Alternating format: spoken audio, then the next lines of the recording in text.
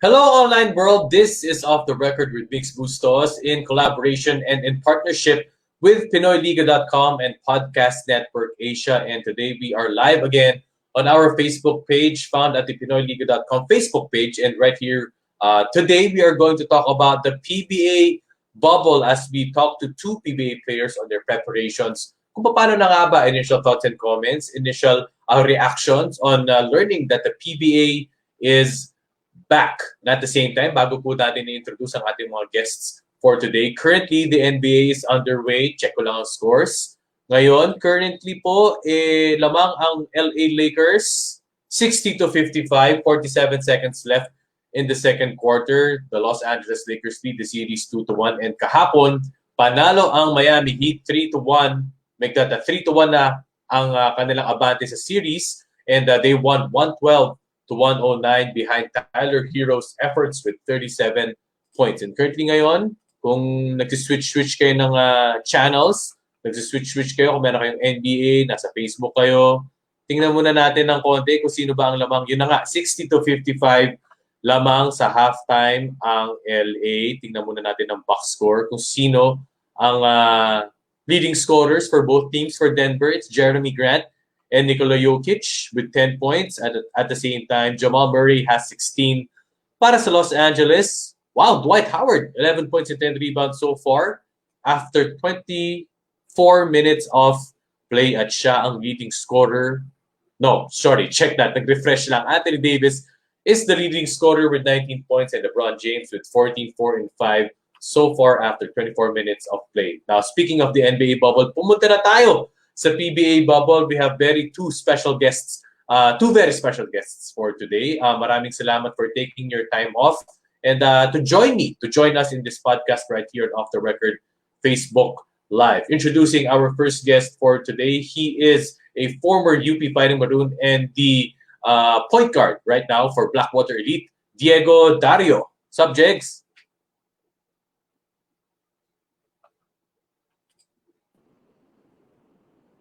Morning, Diego. Morning, Migs. Thank you for having me. Thank you for the invite. Thank you for accepting our invite. Maraming salamat for taking your time. A quick and quality discussion on the PBA bubble. And our next guest is his fellow point guard right now from the Northport Batang Pier, from De La Salle Sobel, then eventually transferred to La Salle, and eventually to the Ateneo Blue Eagles, Nico Elorde. Good morning guys. Good morning, Migs. Thanks for having me. All right. Thank you, boys. Maraming salamat. So, syempre, the young guns, the young point guards, of course, very excited. I'm sure you guys are very excited. Diego, I want to ask you first, what were your initial thoughts nung nalaman mo the PBA is back? Syempre, very excited na, may magkaka-PBA na ulit. I think it's good for the Filipinos who are, staying at home, na may mapapanood na sila ulit. Siyempre, a lot of Filipinos love playing basketball, love watching basketball. So I think it's a good thing, despite the pandemic. Siyempre, yung focus pa rin natin is, to, help all the people who have this pandemic. So shout out pa rin to all the frontliners who are, helping us, helping all the other people.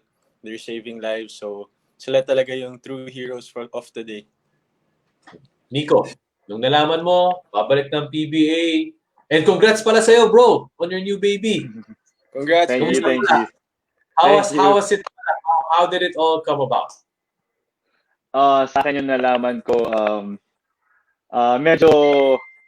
medyo mixed emotions for me kasi yun nga, kakapanganak lang ni Mitch. So medyo adjusting stage pa talaga kasi medyo puyat lagi, ganyan. So, and ayoko sila iiwan. So, medyo adjusting talaga. Pero at the same time, kailangan bumalik kasi ang tagal na rin walang basketball and it's good for everyone. Like, sa Filipino people, na-miss na talaga nila yung basketball. Nico, para sa mga pro players katulad ninyo, paano ba kayo nagpa-kondisyon? 6 months na self-workout? For me, syempre, kailangan di magpabaya. As in, buti, swerte na rin ako. May basketball, may court kami dito sa bahay na half court, nakaka-training, and may gym. So, take advantage din talaga. as much as kaya every day, yun ginagawa ko nung pandemic. And at the same time, nakakatulong din ako sa mga kids dito sa compound, nagtuturo rin ng basketball. So yun. Ikaw, Diego. For me naman, parang si Kuya Nico din, swerte din na may basketball court dito. Tapos, bumili rin kami ng mga gym equipment para maka-workout dito sa bahay. So, as much as possible, pa-condition pa rin. Siyempre, trabaho naman namin yun. And also, same din with Kuya Nix. Nagtuturo din ako ng kids ng basketball. Pero online lang, through online. Mga Zoom workouts na mga mga pwede nila gawin sa bahay. So, I've been doing that as well. So, onting papawis din yan. Diego, alam ko at least nung start ng quarantine, meron kang advocacy. Kwento mo naman sa amin yun. Nung start ng quarantine, I decided to help our frontliners nung time ng mga lockdown. I think medyo nakukulangan sila sa PPEs. I had a friend who actually got COVID and he's a frontliner as well. So I decided to fund the donation drive. So I started the donation drive and luckily marami namang nakatulong and I was able to donate to 7 to 8 hospitals around Manila and some of the provinces as well. Ikaw, Nico, bukod sa training, ano pang pinagkaabalahan mo during quarantine? Wala, mostly yun lang. As much as kaya makatulong sa mga nangangailangan, sumasama rin sa, like, part din kami ng Rotary Club, yung kay Mama, part kami. So, may mga projects na pinupuntahan lugar kahit COVID, sumasama kami. And at the same time, yun lang, mostly give back talaga dito sa mga kids sa compound kasi most of the time wala talaga ako dito. So, as much as kaya ko makaturo ng basketball sa kanila, yun yung ginagawa ko. Alright. So, maraming salamat sa inyong oras at syempre nakakatulong talaga sa mga Pilipino. Thank you for your time and of course using your influence to be able to contribute to positivity, syempre as what we're dealing with right now. So, alright. So, right now, Nico, let's talk about the PBA. Let's talk about your team. Kamusta naman ang team so far during the past 6 months? Nagkaroon din ba kayo ng mga Zoom workouts? How has the relationship been kahit medyo magkakalayo kayo sa isa't isa? Siguro mga first few months wala pang workout pero yung nalaman nga yung parang may nagkabalita na babalik to sa PBA, mga 2 months before noon nag-start na kami mag-Zoom workout. Siyempre, communication pa rin. And ngayon, medyo mahirap din yung situation kasi pagbalik namin yun sa training, medyo limited lang kami by batches pa rin. So, hindi pa talaga maka full run ng practice. So, medyo adjusting pa rin. Kayo, Diego sa Blackwater. Same din, nung start ng lockdown, Zoom workouts lang din. Siyempre, different pa rin yung Zoom workout sa actual workout. Siyempre, yung iba na-disconnect, di ba? Mga ganun, walang internet. Pero, as much as possible, kailangan mag-adjust, di ba? Tapos, itong latter part of the lockdown, when we got the approval na pwede na kami mag-train, 4 at a time lang, di ba, Phoenix? So, small group trainings. Siyempre, wala pang contact. So, basically, hindi pa masyado game shape, more on drills. So, swerte rin na pinayagan na yung mag-PBA bubble para maka-start na with scrimmages. Para, ma-ready rin yung mga bodies namin. Diego, kamusta? Kamusta ang workout so far? Nakakailan na kayo? Before today, nakakailang workouts na kayo, yung group workouts? I think we've done mga 3 weeks worth na. Pero nung start, parang 3 times a week lang, ganun. And eventually, padagdag ng padagdag. So we started 1 hour and then magiging 2 hours. So nagkaroon na kami ng weights and skills. So basically, yun palang nagagawa namin, skills, no contact, just to get the feel of the game again. Kamusta? Kamusta yung feeling ng mga first few times na parang, wow!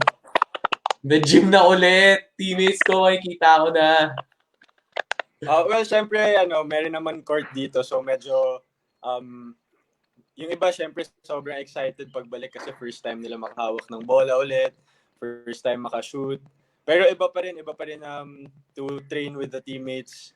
syempre may konting kulitan and competitiveness din when it comes to yung mga skills nga ganun. So, masaya. Nung una actually parang mabagal pa lahat, medyo kumakapa-kapa pa. Pero ngayon medyo nagigets na yung mga ginagawa. Nico, kayo sa team. How was it like mga first few weeks of yung group training? Yun, first few weeks medyo yun nga, kailangan magpa-condition kasi lahat medyo slow motion pa rin, nag-adjust. And then eventually, yun nga, dahan-dahan, medyo nakukuha na yung condition and ginawa namin, inasay sa amin ni coach na parang sa morning kasi yung iba sa court, yung iba nagja-jogging, parang 4 nagja-jogging doon sa village. Medyo mahigpit din kasi sa Green Meadows. So, yung iba nagja-jogging. Tapos after sa court, papalit naman yung mga nagja-jogging. So, batch by batch din talaga. Tapos actually, this week lang pinayagan yung weights sa Green Meadows. So, kanya-kanyang workout talaga. Yung Zoom workout ng weights, yun lang talaga yung ginagawa. Kanya-kanya pa bago this week. Anong tingin nyo magiging mga adjustment nyo? Diego, anong tingin nyo magiging adjustment niyo when it comes to style of play? Anong tingin mo yung mga una nyong i-address, I guess, as a team? Pagpasok? For sure siguro yung mga team concepts kasi yun yung hindi masyado no-work on during the small group trainings kasi syempre 4 lang. So I think that will be discussed for sure. Yung mga plays, mga reads, defense, offense na kasama na talaga yung buong team. And ano pa ba? Basically game shape that's the most important part. Kasi kahit anong pa-condition pa rin, if hindi ka nakakalaro, iba pa rin yun eh. I think alam niyo naman yun since you guys play basketball as well. Yun lang. Siguro yun yung probably the biggest adjustment and the condition. Sana ma-condition lahat para walang injuries kasi alam ko magiging 2 to 3 games per week. So I think that's kind of tough sa body. So hopefully lahat ma-condition agad for that. Nico, tanungin natin, tatanungin ko lang sa'yo, how will it be like, tingin mo pagpasok din ng bubble? Parang meron bang may konting takot? Sabi mo nga kanina, mixed emotions. Siyempre sa Tuesday na yun, di ba? Anong expect ninyo? Siguro, family mo pagpasok doon and actually lahat naman ng players doon so first time yung gagawin yon, so sobrang hindi mo alam kung ano i-expect mo, so adjusting stage talaga pagdating sa bubble. Siguro yung labanan lang doon kung sino yung una makaka-adapt inside the bubble, yun yung may advantage. All right. So right now, as we are approaching the 20-minute mark, magkukunting commercial lang muna tayo. As Nico Elorde from the Northport Batang Pier and Diego Dario from the BLACKWATER ELITE shared their initial thoughts and expectations as they go inside the bubble. But we will return after this short break presented to you.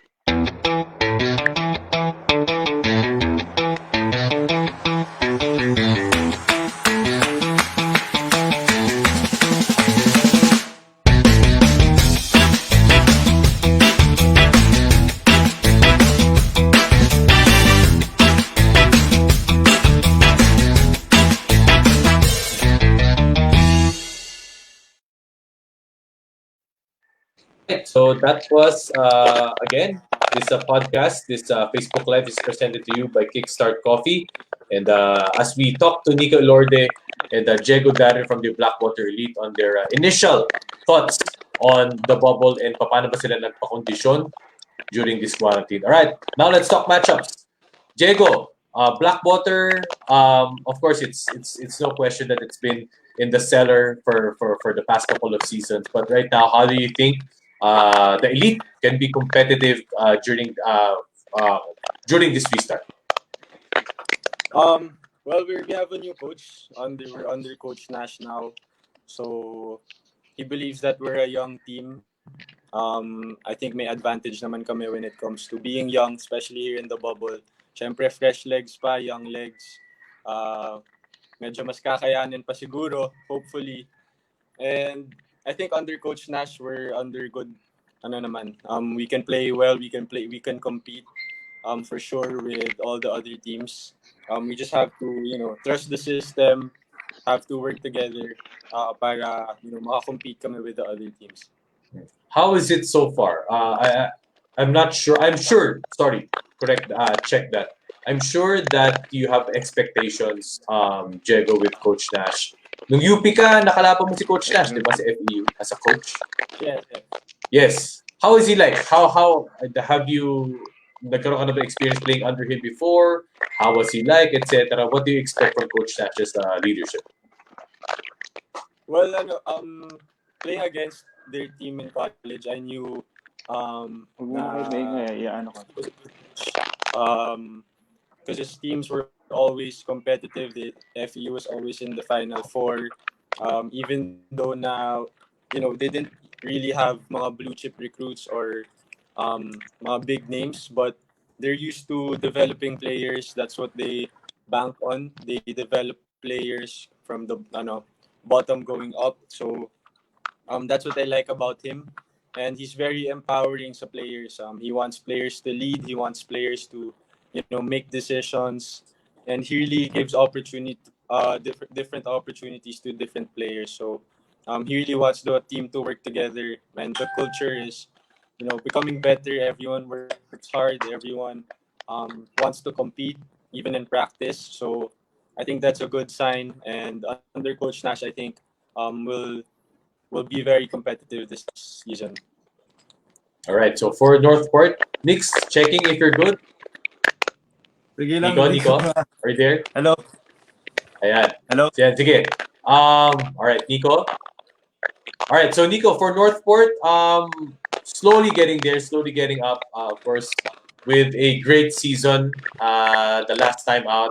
How do you think Northport can achieve yung goals ng Northport for this conference? I'm sure at least semifinals, di ba? At the same time, how will the team achieve that? Siyempre, mataas yung expectations namin. Kasi yun nga, nag-semis kami the last time. And like what Diego said kanina, may advantage din talaga pag siguro medyo bata yung mga players. At least, yung Northport naman, medyo bata rin yung mga players namin. So, I think may advantage din kami pag back-to-back games, especially ngayon sa bubble. Every day may game, so most likely 3 times a week may game kami. And sa tingin ko maganda naman yung gel ng team ngayon, especially babalik na yung mga injured players namin. So malaking bagay talaga yun sa amin. And I hope na mas deep yung marating namin sa playoffs or ma-achieve namin yung championship. Now, Nico, I just want to ask about Robert Bolick. Nagkaroon siya ng stellar rookie season, di ba? And then eventually na ACL siya. Can you give your thoughts on how is he like as a teammate, as a young rookie making an impact? Robert, sobrang talented talaga niya. Yun nga lang na-injury talaga siya. So, na-stop yung rookie season niya. And yun nga, alam naman natin na malaking bagay talaga siya sa team namin. And ewan ko kung na-announce na to sa PBA na I think na hindi siya makakabalik this bubble, si Robert. Yeah. So, sinabi na yun Sinabi na yun na he will take his time. Siyempre, ayaw naman natin madaliin yun kasi nakita naman natin yung mga na-injury na pagbalik galing ACL. So, we respect his decision and syempre malaking bagay na wala siya pero kailangan mag-adjust kami. And last conference naman, nung wala si Robert, at least kahit papaano maganda yung napakita namin nun. So let's talk about the lineup of Northport. Currently, syempre mga veterano, Kelly Nabong, Sean Anthony, and then eventually, meron ka nandun kayo sa middle of the pack, di ba? Stan Hardinger, Bradwin Quinto is also, kumbaga, racking up some years. Kevin Ferrer. Talk about the future, siguro, Nico, about, yun nga, sabi mo, youth will play a factor kasi back-to-back games kayo, di ba? Dahil sa format kayo. I think na sorry Mix. Sorry Mix medyo maguling background. I think maganda yung future ng team kasi yun nga, it's a mix of veterans and rookies na pumapasok, and alam naman natin na sobrang hard worker ng mga teammates ko, and andun yung kumbaga we're ready to kumbaga make the next step na, and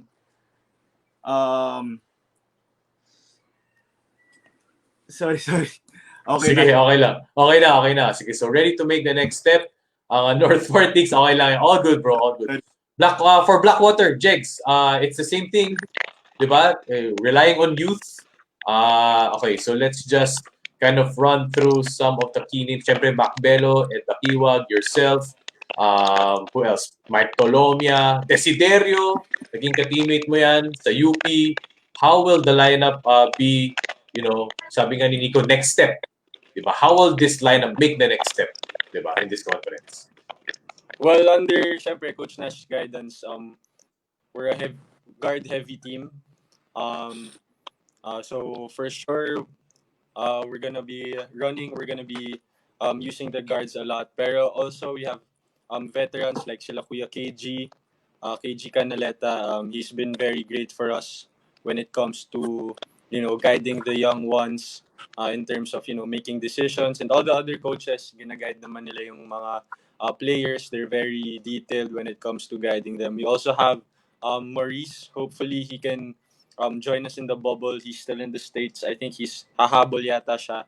So Maurice Shaw, he's a rookie veteran. I think he's like 34, 35 years old.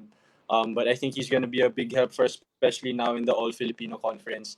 Na, may mga bigs din. I think he can, match up, defend them as well. Syempre, si Paul, he's been my teammate ever since. Alam na namin yung laro ng isa't isa. I think teammates na kami 8 years coming back to Batang Gilas days pa. So, national youth team, we were teammates na. So, alam na namin yung amuyan. And all the other players kasi most of our team, almost all the players played in the UAAP. So, alam namin yung mga laro ng isa't isa. So, when we saw each other, after all the trades and after all the signings, alam na namin yung laro ng isa't isa since we've been playing together, for 3, 4, 5 years in the UAAP. Now, Diego, I'm just looking at a question here from Raul Baron.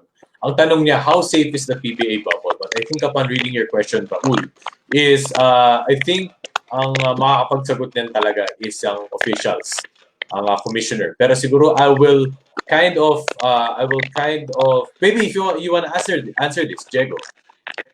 How safe? How do you value safety? For sure, that's the number one priority. We understand all the players who opted out of the bubble since they have family members who are probably baka mahirap na if ma-expose sila or immunodepressed sila or things like that. That's for me, that's the priority pa rin, health and safety of our families. But in terms of the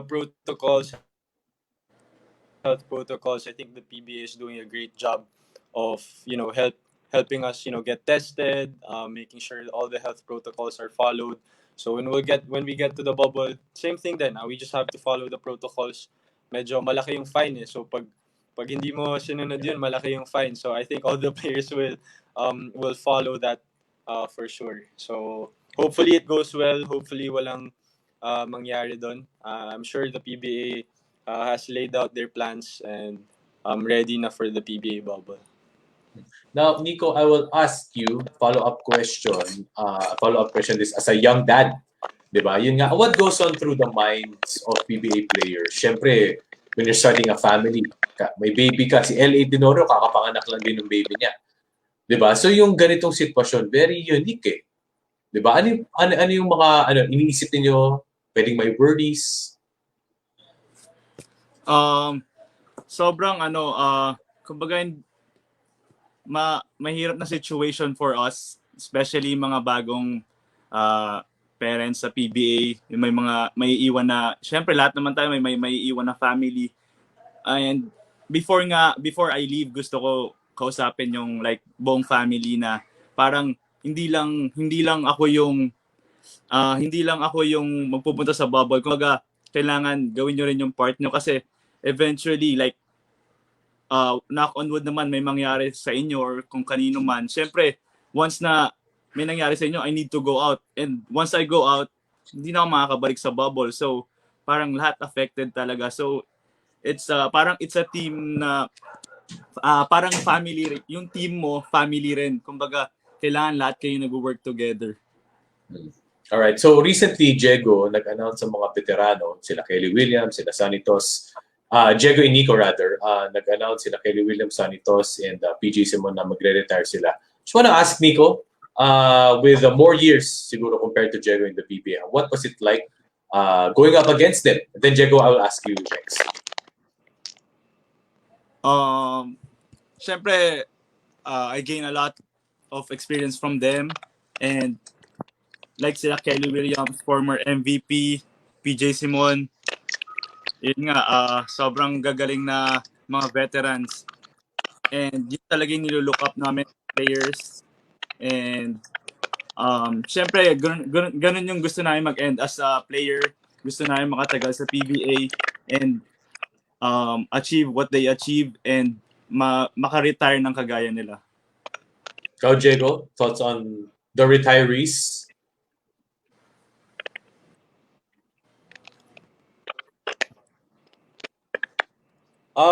Syempre growing up sila yung mga pinapanood namin eh. High school ako, I was watching sila PJ Simon, Sonny Thos, kahit grade school pa ata naabutan na eh. So, growing up, I looked up to them and then now nakakalaban na. So, swerte rin kami na naabutan pa namin sila and I just want to say congrats to them for having a great career. Sila yung basically role models namin. Everyone wants to stay in the league for a long time and they stayed for a long, long time in the PBA. I think si Sonitos 15 years. Si Kuya PJ, I think almost 19. So, kung ano man yung mga ginagawa nila as a player, syempre we observe them before games. Nakikita din namin sila. So, yung mga advice nila, syempre, that's very important to us. Makikinig kami sa kanila, syempre, kasi they're veterans. Alam na nila yung mga gagawin when it comes to certain situations. And congrats again sa mga nag-retire for a solid career in the PBA. Nico, what is it like being a young gun in the PBA? A rookie na nagsisimula pa lang. 2, 3 years, 4 years. Siguro, being a young gun is parang sobrang gigil ka pa to prove yourself eh. And then eventually, once you're in the league for like 3 years, 4 years, ganyan, pataas, parang mas nagsuslow na yung game sa'yo and na-understand mo na talaga yung mga situations, especially pag tight yung games, ganyan. So, yun nga, being a young gun is parang pag mga first few years mo, you're just still trying to prove yourself. Parang naghingi ka ng advice sa veterans kung paano ba tumagal sa league, ano ba yung mga adjustments na kailangan mo. And yun talaga yung, syempre advantage ng being a young gun is parang mas energetic ka, mas hyper ka. Pero at the same time, once na, yun nga, humahaba yung career mo, mas na-understand mo na yung basketball na parang hindi lang puro go lang ng go. Kumbaga kailangan mas tumatalino ka sa laro. Kamusta naman yung mga Nico, mga rookie initiation? Rookie initiation. Sa amin medyo light naman yung initiation. Pero siguro ngayon sa bubble dahil limited lang yung mga kumbaga 25 lang per team. So medyo yung mga ball boys yung iba ata hindi makakasama. So pwede namin pa buhat namin yung mga bag sa kanila. yun na. So, syempre, na lang, kanya-kanya na lang. Diego, I wanna get your thoughts on that, being a young gun. And syempre, pasok mo na, paano ba yung initiation when you were a rookie? Well, as much as possible, like what Kuya Nico said, I have to be a sponge. So, absorb ng information from the vets. When I was a rookie, Mike Cortez taught me a lot when it comes to reading basketball. Kasi syempre in the UAAP, high school, college, minsan you can get away with being skillful. You can get away with your skills or your speed. In the PBA, medyo same level na kayo lahat eh. So what I learned is, reading basketball, reading the defense, reading the options na pwedeng, maging open when these certain situations happen. So, it's a great adjustment, great learning experience ng rookie year na marami ako natutunan, and now second year, like what Kuya Nico said, syempre young legs, fresh legs. As much as possible, you wanna prove yourself, you wanna work hard as much as possible para, tumagal pa sa league. And I think kahit tumagal pa sa league, I think you have to keep on proving yourself again and again, just to, stay in the league. So, very grateful ako sa mga, vets ko. Marami rin ako natutunan. And, excited to play again for my, second year in the PBA. Diego, sino yung pinaka-kuya or mentor mo sa team? Right now, medyo same age kasi kami lahat eh. Most of the guards are same age. Sila Kuya Roy, sila Kuya Mike. Hindi man same age, medyo mas matanda sila. Pero, they've been guiding me as well. No rookie year ko si Kuya Mike Cortez talaga. Initiation niya pala sa amin mga rookies, we have to wear the Dora backpack every time sa game. Di naman kailangan yun lang yung bag namin, pero yun yung ano namin. We have to bring it every time. Tatanong niya, nasan na yung Dora backpack? We have to show it to him. Dora? As in Dora the Explorer? Dora the Explorer na backpack. Tapos, siguro, sa ngayon sa team na to, si Kuya KG yung pinaka, vet talaga or mentor na, kasi tagal na rin niya sa liga eh. So, alam na rin niya yung mga nangyayari sa game. Alam na rin niya yung mga options. Let's say, the defense does a certain thing. Alam niya kung ano yung counters and stuff like that. So, great experience being teammates with Kuya KG. Ikaw, Nico, sino pinaka-kuya, mentor mo sa Northport? At least sa PBA, Sa PBA, yan, sila Kuya KG yung naabutan ko dati sa Kia, and then nung lumipat ako sa Northport, sila Stanley, Sean Anthony. Ngayon, si Sean, siya na yung captain namin, and siya talaga yung nag-guide sa amin as a team. Yun nga, to be united. And pag may kailangan, yun nga, like what Diego said kanina, yung mga, kasi mas parang nakikita nila yung plays, ganyan. So, mas na-explain nila sa amin na parang, ganito dapat yung read na gawin mo, ganyan. Si Stanley rin, malaking bagay sa akin kasi before nung sa Northport pa siya, kasi parang siya yung best player sa league, and parang nadidepensahan mo siya everyday. So, nag-improve ka talaga. Ang laking bagay sa kanya. And si Stanley, kumbaga, sobrang humble niya, and ituturo niya talaga sa iyo yung mga dapat. So, yun. Nico, I hope you don't mind me asking this question. Of course, Elorde, coming from a boxing family, mga kuya mo, mga boksingero, si Bai tsaka si Mig. Diba? And I'm sure growing up, you had that influence, diba? And si Bai ang nag-ano kayo, diba? Nagpo-pro o parehas sila? Parehas. Nico, pero si Kuya Bai, tumigil na siya. Tumigil na. But at least both of them pursued the pro ranks pagdating sa boxing. Ikaw ba, nagkaroon ka ng, para siguro nung bata-bata ka, ng instinct or maybe thoughts sa parang gusto ko na mag-boxing, but at the same time, varsity ka na sa Sobel, maaga pa lang eh. You knew that basketball was for you na. Nung bata ako, syempre, surrounded ako ng mga dito sa compound, boxers, kuya ko sa boxing, family sa boxing lahat. Syempre, at that time, training sa boxing, pero sila Kuya Bayan, Kuya Mig, sila rin yung nag-introduce sa akin kasi naging varsity sila sa LaSalle Zobel before. And then eventually, nung high school sila, nag-quit na sila para mag-boxing. And then sabi nga nila sa akin, i-try ko daw yung basketball, mag-tryouts ako nung grade school. Then eventually, yun, nagustuhan ko na. And from there, tuloy-tuloy na. Basketball na talaga yung gusto ko. Alright, so yun lang po. Siyempre, Nico Elorde is the grandson of the great Flash Elorde, and coming from the Elorde boxing family and stable. All right. So as we wrap up this discussion, tanong ko lang din, Diego, siguro, what was it like? What is it like being teammates with your former competitors nung college? Syempre, it's an experience din kasi you get to know them personally. Syempre, nung college, nakakalaro mo lang sila inside the court. You just know, how they play. Pero ngayon, when your teammates, alam mo na, nakikilala mo na rin sila, as friends, personality nila off the court. It's a great experience. Yung mga iba na akala mo dati, physical maglaro, medyo mayabang sa court, pero pag teammates na pala kayo or diba, off the court, sobrang bad pala. So, great experience din. For sure, sa PBA, mangyayari na magiging teammates kayo ng former competitors niyo. Ikaw, Nico, meron ka na bang naging kalaban nung college sa Ateneo? Tapos, pag binabasa mo sa scouting report, parang gusto ko tong talunin eh. Gusto ko tong stop sa defense eh. Di ba? Tapos naging teammate mo o naging nakasama mo sa PBA. Siguro in relation to yung tanong ko kay Diego, what is it like siguro? Yun nga. Dati mong kalaban sa high school, tapos sa college pala, naging teammate mo na sa PBA.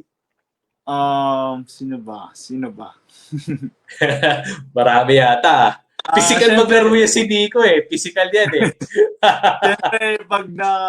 Siyempre, sa una, parang kalaban ko to Nung siyempre kailangan mo i-prove sa kanya yung mo, kumbaga kailangan mo i-prove mo talaga sa kanya na parang kaya kita. Pero at the same time, siyempre, teammates na kayo eh. Once na nakilala mo na siya, and alam mo naman yung ugali nila, kumbaga, sa court lang talaga sila ganon. Yun nga, sabi ni Diego, kailangan, siyempre, maging kaibigan mo rin talaga sila. So, adjusting stage din talaga yun. Kumbaga, sa loob ng court, magkakalaban kayo, tapos paglabas, siyempre, magkakaibigan na rin kayo. Kasi, especially pag teammates na kayo. Ito pala, may curious question ako as a fan. Nico, stick na ako sa'yo. Yung long time mong nakasama sa college, example na lang, Kiefer Ravena. Kalaban mo siya ngayon. Di ba? Pag binabasa nyo ngayon, currently sa PBA, yung syempre situationals, di ba? Yung reads. Di ba? Parang more or less ba, meron ka ng knowledge na parang, hindi, ganito gagawin yan. May pinagbago ba pagdating sa PBA? Syempre, may pinagbago pero sa tagal mo nakasama yung player, parang medyo alam mo na yung tendencies niya eh. Kumbaga, alam mo na yung galawan niya. Pero at the same time, lahat naman pagdating sa PBA, nag-improve. So, kailangan ready ka rin talaga. Kumbaga, tuloy-tuloy pa rin yung pag-scout mo sa player na yun. Kumbaga, si Kiefer, kahit alam ko na yung galaw niya, pinapanood ko pa rin talaga kung paano yung kung baka may bago siyang galaw, ganyan. So, kailangan hindi nagsa-stop yung process na pag-scout mo sa kanya kasi hindi mo naman masabi kung yung player naman every time nag-improve. Pero at the same time, it's an advantage for me, especially pag si Kiefer, kumbaga siya yung main man ng team ng, kunyari, NLEX. Parang pag ako yung bumabantay, parang feel ko na parang, teammate ko to dati, medyo alam ko na rin yung galawan niya. So, yan. Ikaw, Diego, meron ka bang experience pagdating sa ganong klase ng sitwasyon? Well, si Paul kasi teammate ko pa rin eh. So, 8 years na kami teammates. Siguro, one experience yung kay Coach Alex Cabagnot. He was our coach in UP. Tapos, syempre, siya yung nagtuturo sa amin ng moves, siya yung nagtuturo sa amin ng reads. Then, nung nakalaban ko na siya, I guarded him. Minsan, kahit alam mo yung gagawin niya, na-execute pa rin niya, na-shoot pa rin niya. So, that goes to show how experienced he is, as a player. Syempre, sobrang tagal na rin niya sa liga and grabe rin yung skills and knowledge ni Coach Alex sa basketball. Si Kuya Nico din. Si Kuya Nico, sobrang bet sa off the court yan. Pagdating sa court, sobrang competitor. So, Chachapin ka niyan, si Nico. Hindi sadya. Pero yun, masaya yun pag ganun. That's what I love about basketball. Syempre, competing kahit sino pa yan. So, Yun, ganda na experience. Siyempre, PBA sa Philippines, basketball is a small world. Halos magkakakilala naman lahat sa, iba-ibang teams. So, very excited.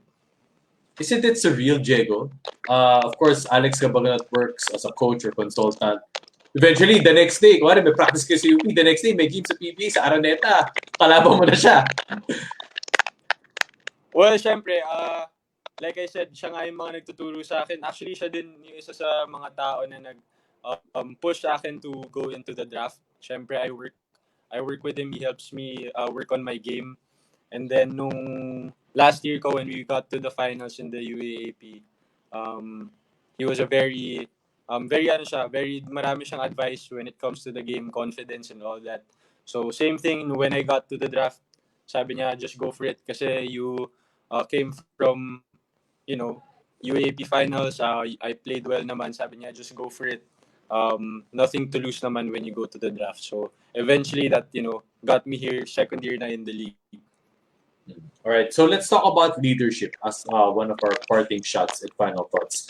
As young leaders, di ba? Nico, you've racked up some years, but of course, nandiyan pa yung mga veterano eh. Nandiyan pa sila JB Casio, sila Eli Tenorio, Stanley Pringle, etc.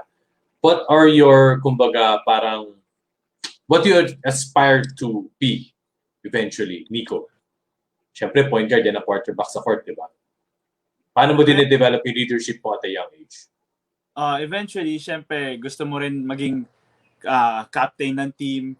Syempre, sa start, as a point guard, kailangan ikaw yung kumbaga, ikaw yung leader talaga ng team. Pero, at the same time, mahirap yun kasi maraming veterans eh. Kumbaga, kailangan may mga different approaches ka sa iba-ibang players eh. Hindi pwede yung same approach ka lang sa player na yon. Kailangan, alam mo kung paano sila kausapin, ganyan. Yun talaga yung yun yung ko. Dream ko rin as a player na maging captain ako ng team, and kasi gusto ko yung team pag ako na yung captain as in united talaga, kumbaga sama-sama ganyan.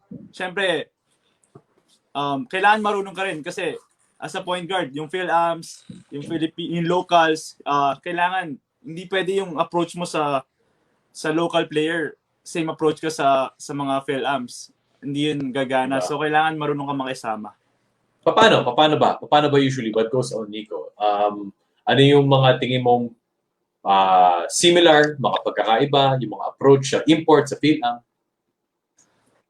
Sa imports, syempre, gusto nila, like for example, sa imports, kailangan, gusto nila, syempre, most of the time sa kanila yung bola. Pero at the same time, kailangan, kumbaga, iba-balance out mo rin. Hindi pwedeng puro sa imports lang. Kailangan yung, syempre, meron ka rin yung star players mo na local guys, nakakahawak din ng bola. So, kailangan explain mo rin sa import na parang, ikaw yung main option namin, pero at the same time, kailangan pagganahin din natin yung locals kasi hindi ubra na parang ikaw lang lahat gagawa. Parang ganun. Most of the time, nagigets naman nila yun. Well, of course, nagigets diba? naman nila. Kailangan lang talaga ng konting tiyaga kasi kumbaga hindi arrogant yung approach mo eh. Kumbaga kailangan tamang explanation lang and magigets naman nila yun kasi it's for the team. Meron ka bang idol, Nico, na leader? Na pagdating sa pagiging team captain or pagiging leader? Meron ka ba tinitingala? Yes. Or kahit saan, in your basketball career? Sa PBA ngayon, syempre mga idol natin sila Kuya LA, Kuya Jason, yan talaga yung nilook up ko kasi kung paano nila pinapatakbo yung team and kung paano sila nire-respeto ng mga teammates nila, locals man or Phil-Ams. Kumbaga, ang taas ng tingin sa kanila eh. Kumbaga, respetado talaga sila. And then, sa NBA, idols, sila, Chris Paul, ganyan. Parang sabi nga nila, si Chris Paul, hindi ko alam, medyo arrogant daw or na leader. Kailangan balance out lang and yun lang naman talaga yung gusto niya for the team is to work as a team and to win, di ba? Alright. Ikaw, Diego, wanna get your thoughts on leadership and your mga idols. Siguro when it comes to leadership, as a young player, you just have to keep on learning. Siyempre yun, ngayon may natutunan ako kay Kuya Nix na, different approach for different players, very important. Siyempre, with Phil-Ams, some people coming from the province, meron yung iba, lumaki dito sa Manila and import. So, different approaches, you just have to figure out kung ano yung tamang approaches para, to send out the message to them. And also, big ako of servant leadership. So, leading with action. So, usually, uh, yun, I lead with action, meaning I'm the earliest on the court every time. I leave the court last. Work hard in practice, being vocal as well on the court, and eventually susunod na rin yung ibang players off of that. And yun, in terms of idols in the PBA, same thing yun, sila Kuya LA, Kuya Jason. I think same naman with all the point guards. Also, Coach Jimmy Alapag, one of the great leaders in the PBA. I think he's going back to the States, pero he's done a lot for Philippine basketball. So very grateful kami kay Kuya Jimmy. And yun, may mga stories ako na narinig kay Kuya Jimmy na yun, he's always first in practice, last to leave, very vocal on the court. So, yun yung mga things na we can learn from them. And yun, sa NBA, same thing. Chris Paul, I think LeBron James, a lot of players want to play with him. He's very, approachable as a leader, but he does his part as well individually. So, yan. All right, so ang gandang discussion, very meaty and insightful discussion from the young guns, the young point guards from the PBA, from the Blackwater Elite, si Diego, Dario, and of course from the Northport, Batang, Pier, Nico Elorde. So guys, as a last message para sa inyong mga fans, Diego, para sa fans ng Blackwater, message mo sa kanila. Syempre sa lahat ng PBA fans, very excited na kami to play for you guys. Hope you guys are staying safe and staying healthy dyan sa bahay. Sa mga Blackwater fans, sobrang grateful kami sa support nyo. Sana patuloy yung pagsusuporta nyo sa amin and magkikita-kita din tayo soon. Syempre sa management namin, kala Boss Giseldo, all the management, all the coaches, thank you for supporting us, especially during the pandemic. Very great leaders, and we'll give back to you guys by playing, giving back to serve our bosses, our management, and all the Filipino people who are excited to play, to watch us play. So thank you guys. Wear masks, and again, shout out sa mga frontliners. Thank you guys. You guys are the real heroes of this pandemic. Nico? Yun, sa lahat ng PBA fans, sana supportahan nyo kami sa upcoming bubble. Hindi magiging madali yun for us players, pero we're doing it for you guys, sa mga tao, sa Filipino people. Sana mag-enjoy kayo, and we're here dahil sa inyo. So, supportahan nyo yung PBA. Sa mga Northport fans, patuloy na supportahan nyo kami. Gagawin namin yung best namin na to have a great run this coming PBA season, and sana walang sawang suporta ibigay niyo sa amin, and salamat sa management namin sa patuloy na pagsuporta sa amin during pandemic. Sobrang na-appreciate namin mga players yon, and expect na ibibigay namin yung best namin this bubble season. So thank you, and thank you for having us. Thank you. Maraming salamat for joining Off the Record. Nico Elorde from the Northport Batang Pier and Diego Dario from the Blackwater Elite. Boys, maraming salamat. Stay safe and God bless, and good luck sa PBA bubble. So once again, maraming salamat po for joining us this morning. Kahit kasabay ang NBA, para po sa mga tumutok at nakinig or nanood ng konti or yung buo, maraming salamat po for all the support. And once again, we'd like to thank Kickstart Coffee for supporting Off the Record, and also Apollo Wi-Fi. Apollo Wi-Fi is okay. So once again, feel free. Oh, sorry, check that. For Wi-Fi with Apollo, You need to work from home for as low as 1,990 pesos, offering no data limit for 30 days. Book now at apollotravelwifi.com. So mahalaga po yan para po sa mga nag-work from home, para po sa nagdi-distance learning. Apollo Wi-Fi is the way to go. So once again, Off the Record with Migs Bustos is in partnership with PinoyLiga.com, Podcast Network Asia.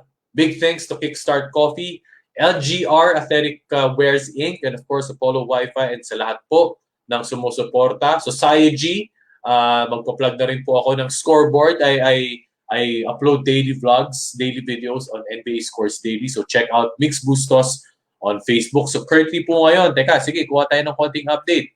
Konting update sa NBA. Load lang tayo ng League Pass. So kahapon po, panalo po ang Miami Heat 3-1. So ngayon, medyo tikit. Okay, fourth quarter, 87-84. Lamang ang Lakers. So as we wrap this up, manood na tayo ng NBA once again. This has been Off the Record with Migs Bustos. And see you the next episode.